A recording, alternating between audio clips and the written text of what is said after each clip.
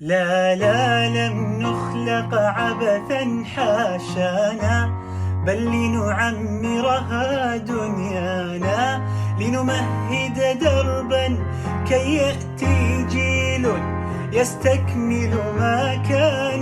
لا يسعد لي قلبكم حبايب القلب، كيفكم؟ طمنوني عنكم، ان شاء الله تكونوا بألف خير يا رب. رجعت لكم اليوم بفيديو جديد وحماس جديد. تأخرت عليكم بالفيديوهات بعرف، بس كنت هيك عم طبق كم فيديو. ان شاء الله رح نزل لكم اياه هون وما عاد اتأخر عليكم بالفيديوهات ابدا ابدا. وهلا كيفكم؟ طمنوني عنكم، ان شاء الله تكونوا بألف خير يا رب. ان شاء الله هيك فيديوهاتي تكون عم تعجبكم وعم تحبوها. وهلا يلا نبلش بفيديو اليوم بمشوار جديد. هون كان زوجي معطل وحابين كنا نطلع هيك مشوار سريع وهيك حلو، نغير شكل ونغير جو، فحبينا نطلع على الأمينون. هاي المنطقة عنا كتير حلوة وللسياح، وهيك فيها شغلات كتير حلوة ومتنوعة يا عيني. يعني الشغلات اللي فيها بتجنن، وخصوصا الإزاز والفناجين القهوة والركوات النحاس، وكتير كتير كانت القصص ما شاء الله يعني عن جد. اللي بده ياخد هيك القطعة المميزة الحلوة يروح على منطقة الأمينون. كتير شغلات حلوة ومرتبة وتحسوها هيك شغلات تاريخية يعني. هيك هلا هيك تراثهم وهي القصص. هون هيك محلات البهارات ما شاء الله، يعني الترتيب يفوز عن جد ما شاء الله عليهم. الترتيب كتير كتير حلو. انا كتير رايحت لهي المنطقة، بس حبيت هالمرة اصور لكم اياها وهيك ورجيكم كم مقطع وكم هيك لقطة حلوة لهالمنطقة اللي كتير كتير حلوة. هون اسمه هذا السوق المصري، كمان كتير فيه شغلات حلوة يعني، والسياح كتير بيجوا لهون.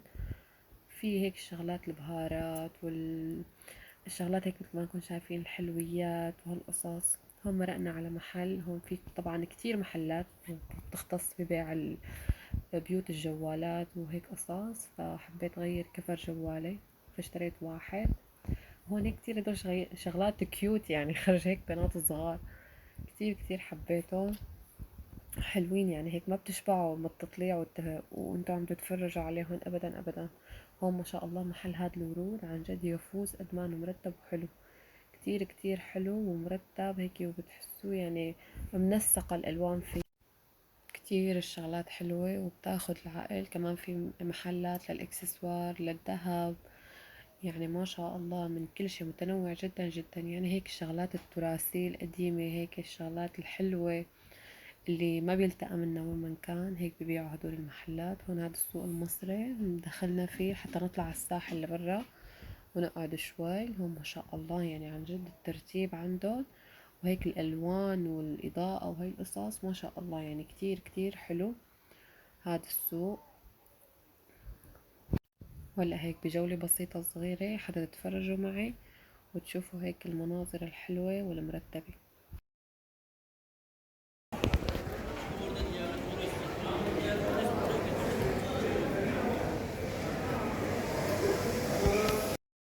هلا هون مثل ما انكم شايفين طلعنا لبرا على الساحل لحتى نقعد هون عند السفن وهي القصص يعني.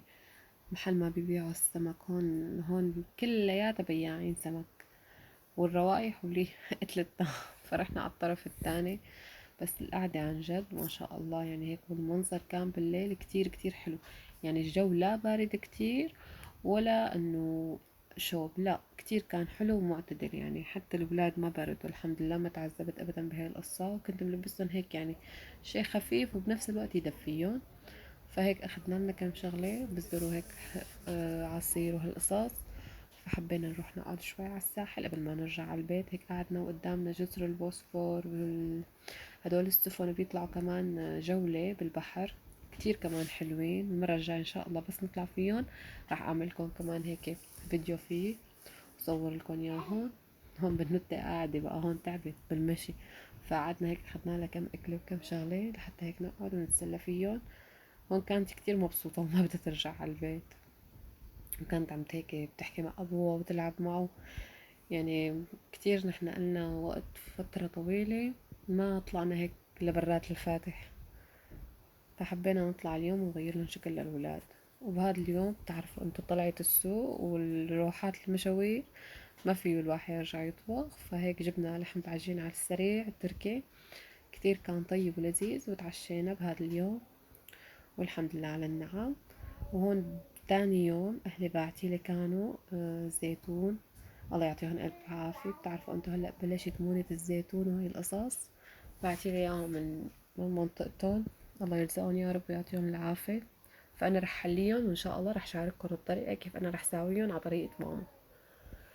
وهي بيوم تاني انا نزلت هيك تبضعت شوي، كان لازمني كتير اغراض للبيت، وبنفس الوقت بتعرفوا انتم مشان قصة المقاطعة فما عم نقدر نشتري كل القصص، فعم ندور على بديل. انتو خبروني قاطعتوا ولا لا؟ والله انا يعني قدر المستطاع ما عم باخد الشغلات ابدا اللي كنت اخذها من قبل، عم حاول جيب الشغلات الوطنية اللي للبلد هون، حتى قدر المستطاع نقدر نفيد يعني إن شاء الله بالدعاء وبالمقاطعة وبأي شيء هيك. رب العالمين الله يفرج على العالم أجمعين يا رب. وهون جبت هذا الدواء الغسيل رح جربه وإلكن إذا منيح ولا لا. كمان سائل الجلي جبته من نفس النوع، لأنه ما لقيته بصراحة دواء غسيل كلهم يعني للي ما بيتسمى، عرفتوا؟ جاب لي زوجي هذا النوع وقال لي جربيه ان طلع كويس ولا لا. هون كان جايبنا شوية اكلات للولاد وهيك، ما بيصير بلاهم هدول النقرشات، مو بس كمان للولاد وقلي لزوجي بناكل منهم نحن وياه. وهون بيوم تاني طلعنا شوي على الحديقة، وبهذا اليوم لو تشوفوا شو صار. هون نحن عساس طلعنا على الحديقة يعني الجو صاحي وهيك في غيوم وشوية هوايات حلوة وناعمة، ولا نحن بنتفاجأ انه بعد شوي ما شاء الله بتكبس مطرة، ما شاء الله تغسلنا تغسيل. هون مثل ما انكم شايفين عم صور انا فنجان القهوة ومبسوطة وطالعين يعني بنتي مبسوطة وهيك. طبعا هدول الفيديوهات انا مصورت لكم اياهم على اكثر من يوم يعني من ضمن الاسبوع، عرفتوا؟ حتى ما تفكروا والله انا كل يوم عم بطلع، لا. يعني يمكن هاي الطلعة باسبوع كانت وهي الطلعة باسبوع تاني، عرفتوا؟ وهون ما شاء الله كبسة مطرة ما شاء الله عن جد كانت كتير حلوة، بس بصراحة تبللنا يعني لأنه ما هدت، فكتير كتير تبللنا لوقت رجعنا على البيت. شوفوا ما شاء الله الرعد والبرق والهوا، كتير انقلب الجو، والله يبعث الخير يا رب.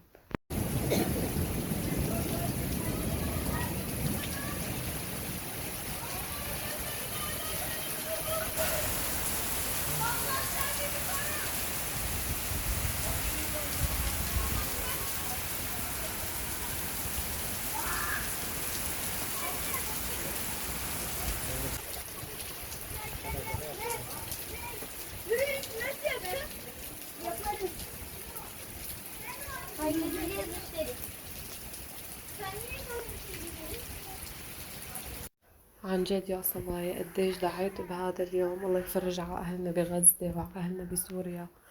عن جد هيك بتحسوا صحيح يعني كان الجو هيك بعدين قلب وتعكرنا شوي، بس بتحسوا هذا الجو هيك راحة نفسية كتير كتير، وانتوا عم تتفرجوا على المطر هيك وبتدعوا ادعي من قلبكم يا رب الله يحقق لنا كل شي دعينا يا رب العالمين، ويفرج علينا وعلى أهلنا بغزة يا رب، وعلى أهلنا بسوريا وعلى الأمة العربية أجمعين يا رب العالمين.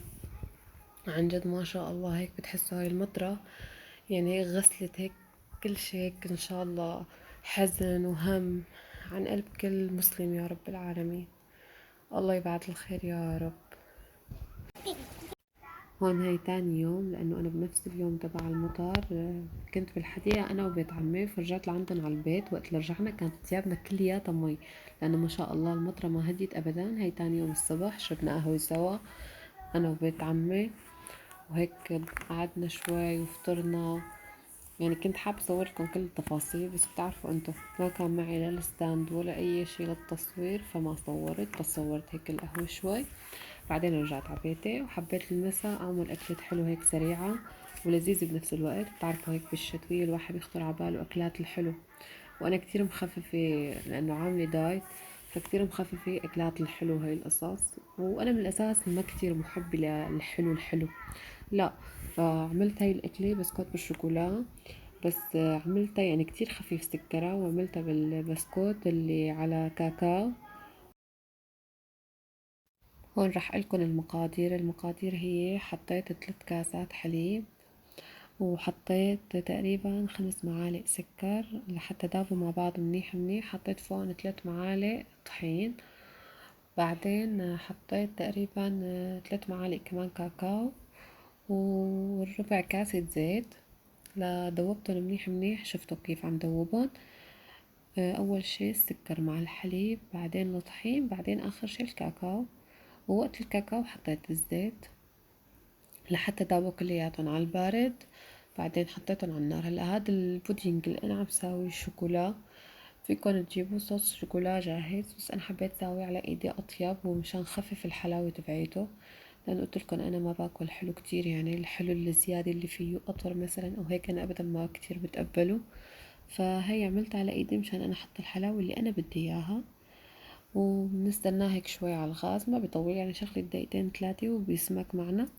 بعدين هون بنبلش بقى بنحط بسكوت وشوكولا، بسكوت وشوكولا، بسكوت وشوكولا، لحتى يكمل معنا مثل ما نحنا عاملين ومثل ما نحنا بدنا. شكله كتير حلو، تقطيعته بالاخير هي كتير حلوة، وبنفس الوقت اكلة كتير لذيذة، انا كتير بحبها لهي الاكلة، بحسها خفيفة على المعدة وبنفس الوقت طيب يعني. وهون هيك مثل ما كنتم شايفين بندهنها بعدين كلياتها شوكولا، وبنحطها تقريبا نص ساعة بالبراد حتى تتماسك على بعضها، وبعدين بنقطعها. وهون هيك بقطعها بهذا الشكل. بعدين ألف صحة وهنا، بتزينوها يا بفستق حلبي يا بجوز الهند، انتو شو بتحبوا مثلا بالمكسرات اللي بدكن اياه انتو على ذوقكن.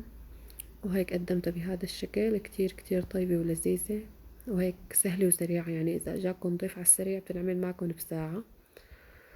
وهلأ هيك بقلكن وصلت معكم لنهاية الفيديو. لا تنسوني من التعليقات الحلوة والاشتراك في القناة وتفعيل زر الجرس حتى يوصلكم كل شي جديد عم نزله وراح نزله بإذن الله. بحبكن كتير وبشوفكن في فيديو جديد. بأمان الله صبايا.